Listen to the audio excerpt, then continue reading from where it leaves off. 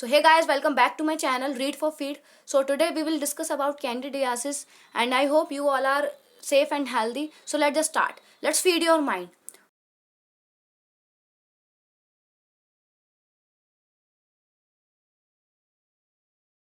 So nowadays it is very common in the news, white fungus very common in the news. So why it is in the news? Firstly, four cases of candidiasis or white fungus have reported in Patna, Bihar on Thursday. So the first four cases of candidiasis have been found in the capital city of Patna on Thursday, but now these four patients have recovered. ये जो चार cases थे ये बिहार के पटना में पाए गए थे, बट ये जो चार पेशेंट है अब रिकवर्ड हो चुके हैं. और ये इतना न्यूज़ में क्यों है आजकल? क्योंकि चार केसेस ही मिले हैं, नॉर्मल से जनरल से डिसीज है, ये चार केसेस मिले उसके बाद इतना सर्कुलेट हो रहा है न्यूज़ में. सो वाई ये इसलिए सर्कुलेट हो रहा है क्योंकि इससे पहले एक और फंगल इन्फेक्शन आ चुका है लोगों में, वो है ब्लैक फंगल इन्फेक्शन. और ब्लैक फंगल इन्फेक्शन के बाद ये वाइट फंगल इन्फेक्शन आया जो कि सिमिलर कैटेगरी का है, फंगल इन्फेक्शन है जो कि सेम जो कोविड जिन लोगों की इम्यूनिटी सिस्टम वीक है उन लोगों में ये पाया जा रहा है. And in Madhya Pradesh also one case have been detected. A 55-year-old man who recovered from कोविड-19 in Jabalpur was treated after having some symptoms like headache and eye pain. और मध्य प्रदेश के जबलपुर शहर में भी एक केस पाया गया था इस वाइट फंगल इन्फेक्शन का. एक 55-year-old मैन थे जो कि कोविड रिकवर्ड पेशेंट थे और उनको कुछ सिम्टम्स फील हुए, कुछ उनको प्रॉब्लम हुई हेडेक की या आई में पेन, ये सारी प्रॉब्लम्स हुई. तो उन्होंने अपना फिर से कोविड चेक करवाया तो कोविड तो उनका नेगेटिव निकला, बट डॉक्टर्स ने जब ये फंगल इन्फेक्शन चेक किया तो पाया गया उनके ब्लड में ये फंगल इन्फेक्शन प्रेजेंट था, वाइट फंगल इन्फेक्शन प्रेजेंट था. तो infection was found in his nose through a test. और जो इन्फेक्शन था वो उनकी नोज में पाया गया क्योंकि ये जनरल इन्फेक्शन है, ये जनरली हमारी नोज से एंटर करता है. तो ये जो इन्फेक्शन है ये उनकी नोज से पाया गया जिससे वो आईज में और इस तरीके से उनका पूरा स्प्रेड होता चला गया.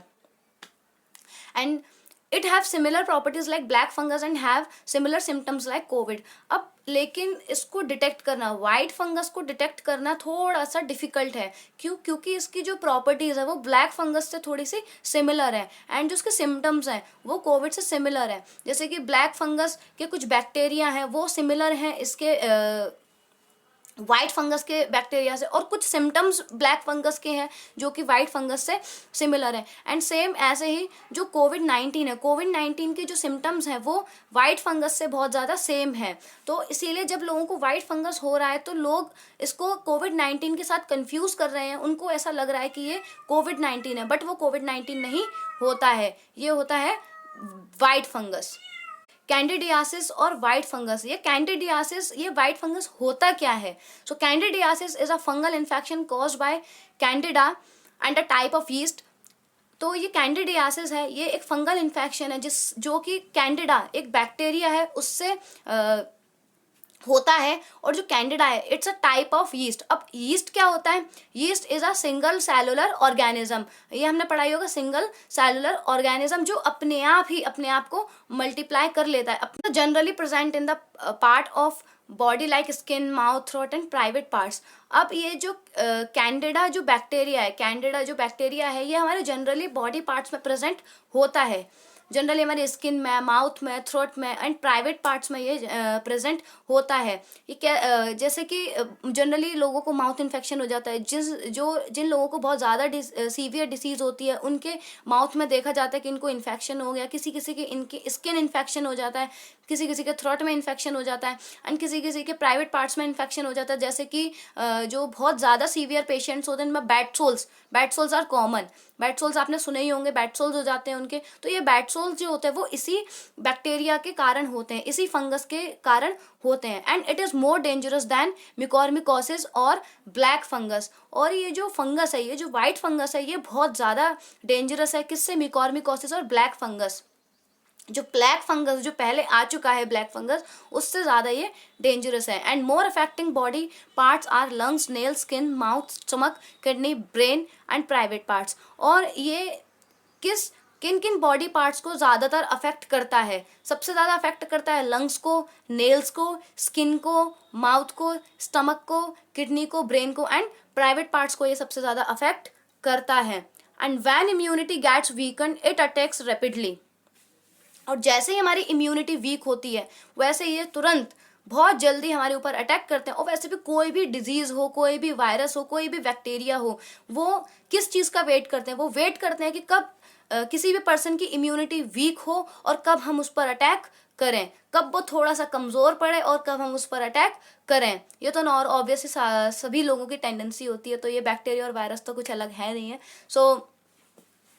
तो जिन लोगों की इम्यूनिटी बहुत ज़्यादा वीक है या जो लोग ऑलरेडी किसी डिजीज से सफ़र कर रहे हैं लाइक कैंसर, टीबी, एड्स, तो उनको ज़्यादा रिस्क है इस फंगल इन्फेक्शन का। उन लोगों को ज़्यादा इन्फेक्शन है जो ऑलरेडी किसी डिजीज से सफ़र कर रहे हैं।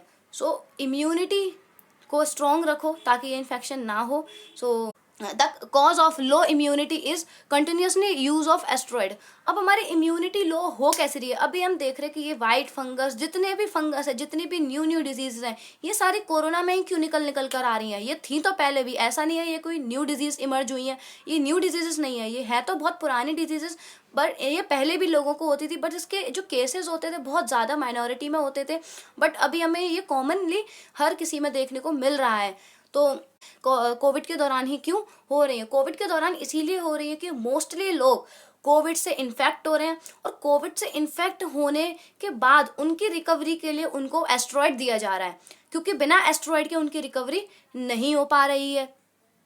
तो उनको एस्ट्रॉयड दिया जा रहा है। तो एस्ट्रॉयड के यूज से क्या हो रहा है कि उनकी इम्यूनिटी वीक हो रही है। इधर तो जब उनको कोई भी अगर डिजीज हो रही है तो ऑब्वियस सी बात है उससे भी इम्यूनिटी हमारी वीक हो जाएगी, और उधर को एस्ट्रॉयड दे रहे हैं तो एस्ट्रॉयड से भी इम्यूनिटी वीक हो रही है। अब एस्ट्रॉयड से इम्यूनिटी वीक कैसे होती है, क्यों होती है? क्योंकि एस्ट्रॉयड जो होता है वो सबसे पहले हमारी इम्यूनिटी को जब हमें दिया जाता है या हम जब ले रहे होते हैं, तो जब तक हम लेते हैं तब तक तो ये हमारी इम्यूनिटी को बहुत ज़्यादा बूस्टअप कर देता है। बट जैसे ही हम इसको लेना बंद कर देते हैं वैसे ही ये हमारी इम्यूनिटी को डबल स्पीड से लो कर देता है। तो इसीलिए एस्ट्रॉयड लेने से हमारी इम्यूनिटी बहुत ज़्यादा लो होती है। और जो कि एस्ट्रॉयड है, एस्ट्रॉयड का कंजप्शन कोविड में बहुत ज़्यादा कॉमन है, तो इसीलिए ये सारी डिजीजेस अभी निकल कर आ रही हैं, बहुत कॉमनली लोगों में पाई जा रही हैं। So it is difficult to make difference between white fungus and कोविड-19 इन सीटी स्कैन। अब फंगस ये बहुत ज़्यादा डिफिकल्ट है पहचानना कि ये वाइट फंगस है या कि कोविड-19 है। सीटी स्कैन में हम इसको अच्छे से आइडेंटिफाई नहीं कर पा रहे हैं, अच्छे से इसको डिटेक्ट नहीं कर पा रहे हैं कि ये कोविड-19 है या वाइट फंगस है, क्योंकि मैंने आपको पहले भी बताया कि कोविड-19 और वाइट फंगस के जो सिम्टम्स है वो सेम है। जैसे कोविड-19 में सिम्टम्स होते हैं fever, cough, chest pen, headache, इस तरीके के सिम्टम्स इस वाइट फंगस में भी है। तो इसीलिए सीटी स्कैन में उसको डिटेक्ट करना बहुत ज़्यादा डिफिकल्ट है because both have similar symptoms. It can easily detected through saliva test and HRCT। अब इसको अगर ये इसमें डिटेक्ट नहीं हो रहा है तो हम इसको कैसे डिटेक्ट कर सकते हैं? तो हम इसको डिटेक्ट कर सकते हैं सलाइवा टेस्ट, जो हमारे सलाइवा का सैंपल लिया जाता है, सलाइवा के सैंपल से इसको डिटेक्ट किया जा सकता है कि हमारे सलाइवा में ये बैक्टीरिया प्रेजेंट है या नहीं है। And HRCT is a high resolution computed tomography. जैसे हाई रेजोल्यूशन वाले CT स्कैन एक तरह से हम कह सकते हैं कि जिसमें ये हमें क्लियरली हमारे जो बैक्टीरिया प्रेजेंट होंगे उनको शो करा देगा। And it is contagious. अब ये जो डिसीज़ है ये ट्रांसमिसिबल नहीं है, जैसे कोविड जो है ये ट्रांसमिसिबल है, ये छुआछूत की बीमारी है। तो ये इस तरीके की बीमारी नहीं है, ये इस तरीके की डिसीज़ नहीं है। And what are the symptoms? अब इसके सिम्टम्स क्या हैं? हमें कैसे पता चलेगा कि हमें कोविड है या हमें वाइट फंगस है? हमें पता कैसे चलेगा कि हमें इन दोनों में से कोई भी एक चीज़ है? सो सिम्टम्स ये हैं कि if it affects lungs then symptoms are similar to कोविड-19 like fever, cough, chest pain and breathing difficulties. और अगर ये जो वाइट फंगस इन्फेक्शन है अगर ये हमारे लंग्स को अफेक्ट करता है तो जो इसके सिम्टम्स है वो कोविड-19 से सेम होंगे। जैसे कोविड-19 के सिम्टम्स होते हैं फीवर, कफ, इस तरीके के सारे इसके सेम सिम्टम्स होंगे। और अगर ये हमारे चीक्स, माउथ, टंग और थ्रोट को अफेक्ट करता है तो क्या सिम्टम्स होंगे, तो हमारे थोड़े से अलग सिम्टम्स होंगे। सबसे फर्स्ट सिम्टम जो होगा वो होगा small patches in the mouth and tongue. As you can see in the picture there are small patches on the tongue. So ये जो है ये स्मॉल पैचेस बना देता है हमारे टंग्स पर, हमारे माउथ में, and that's why it goes by the name of white fungus. और ये जो वाइट पैचेस हमारे टंग में बनाता है, हमारे माउथ में बनाता है, इसी की वजह से इसका नाम वाइट फंगस पड़ा है, क्योंकि white patches is equals to white fungus. And feel like cotton in mouth and loss of taste, pain in chewing and swallowing and soreness in mouth. And सबसे पहला तो क्या होता है कि हमारे पैचेस बना देता है, वाइट पैचेस बना देता है, छोटे छोटे स्मॉल पैचेस हमारे माउथ में। एंड सेकंड क्या होता है कि हमारा जो माउथ का टेस्ट होता है वो बिल्कुल चला जाता है, लॉस ऑफ टेस्ट, और हमारा कुछ भी चबाने में, कुछ भी निगलने में बहुत ज़्यादा पेन होता है। एंड सोरनेस इज माउथ, खराश जैसा इस तरीके का हमें कुछ लगता है। And it might be cause swelling in the mouth, और ये हमारे हो सकता है कि माउथ में थोड़ी सी स्वेलिंग भी कर दे।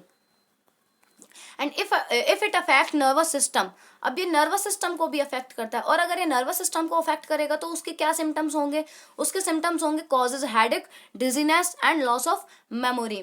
सबसे पहले तो हमें हेडेक होगा, फिर हमें थोड़ा सा चक्कर जैसा लगेगा, किसी किसी को चक्कर जैसा लगेगा, चक्कर आ रहा है, एंड लॉस ऑफ मेमोरी, और कुछ हम भूल रहे हैं चीज़ों को, बार बार याद नहीं रह पाएंगी। And it can spread through lungs to food pipe to entire blood to joints through mouth and throat.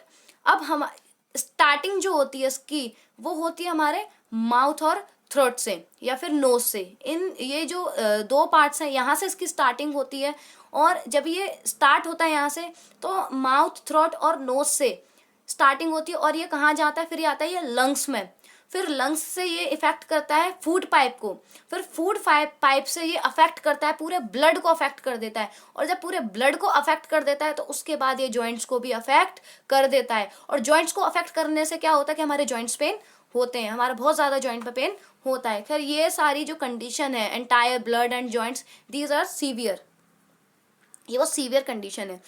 And as you can see in the picture there are many parts जो कि अफेक्ट करता है। Generally जो Candida fungus है ये इन body parts को affect करती है, जैसे कि brain, heart, kidney, lungs, bones, mouth, skin, nails and private parts, इन सारे पार्ट्स को ये जनरली अफेक्ट करता है। And now what are the prevention. अब प्रिवेंशंस क्या है, हम इन सारी चीज़ों से कैसे बचें, इस फाइट फंगस से हम कैसे बचें। So first is wear protective cloth such as gloves, mask and long sleeves. So जहाँ तक इसको अप्लाई करना है, जैसे कोविड-19 की गाइडलाइंस है, सेम गाइडलाइंस को हमें इस पर अप्लाई करना है, to wear cloth, gloves, mask.